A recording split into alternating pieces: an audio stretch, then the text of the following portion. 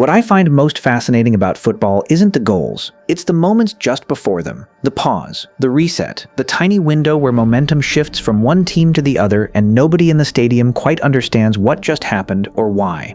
This World Cup has a new rule that creates exactly that window, on purpose, and I genuinely don't think most people understand what it's about to do to this tournament.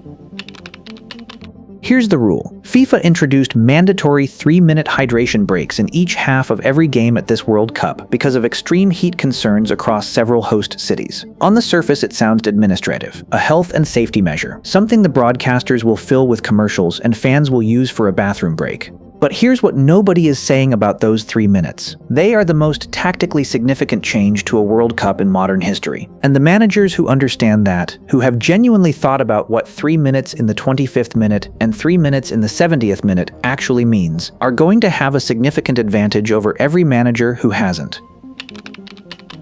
Think about what momentum actually is in football. It isn't a statistic. Momentum is psychological. It's the feeling inside a team that what they're doing is working, and the feeling inside the opposition that something is going wrong and they can't stop it. And momentum is fragile. A substitution can break it. A goalkeeper taking an extra 10 seconds over a goal kick can break it. Managers spend entire careers learning how to protect momentum when they have it, and disrupt it when they don't.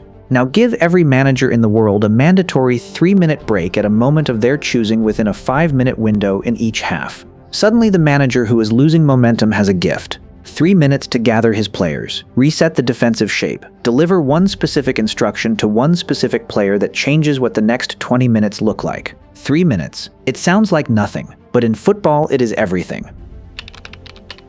Here's where it gets specific. This rule disproportionately helps two types of team, and disproportionately hurts two others. It helps defensive teams. The side sitting deep, absorbing pressure, waiting for a moment to counter. That team benefits enormously from a mandatory reset in the 25th minute, when the favorites are building towards something dangerous. The break comes just as the pressure peaks, the defensive shape tightens. The moment passes. It helps underdogs. Every giant killing at a World Cup in history has depended on momentum being sustained over a full 90 minutes. The underdog scores. The favorite panics. The underdog holds on. That cycle requires momentum to keep flowing without interruption. A mandatory 3-minute break gives the favorite time to breathe, to reorganize, to remember who they are.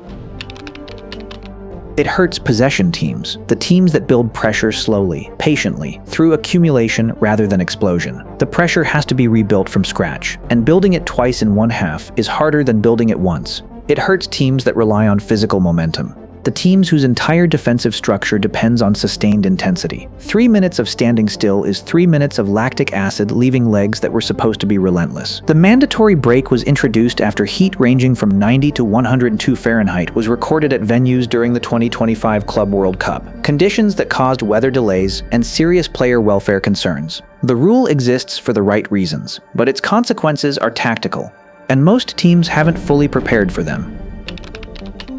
Here's what I want you to watch for across this tournament. Watch which managers use the hydration break as a tactical timeout, gathering their players together, pointing at specific positions, making adjustments, and which ones treat it as a water break and nothing more. Because the managers who treat it as nothing are leaving something on the table. Ferguson used to say that the most important quality in a manager isn't tactics. It's the ability to change a game from the touchline in the moments that matter. The instruction delivered at halftime that unlocks 45 minutes of confusion. The difference between the teams that win this World Cup and the teams that go home early won't just be talent. It won't just be tactics. It will be who understood that 3 minutes of standing still is 3 minutes of possibility, and who used it.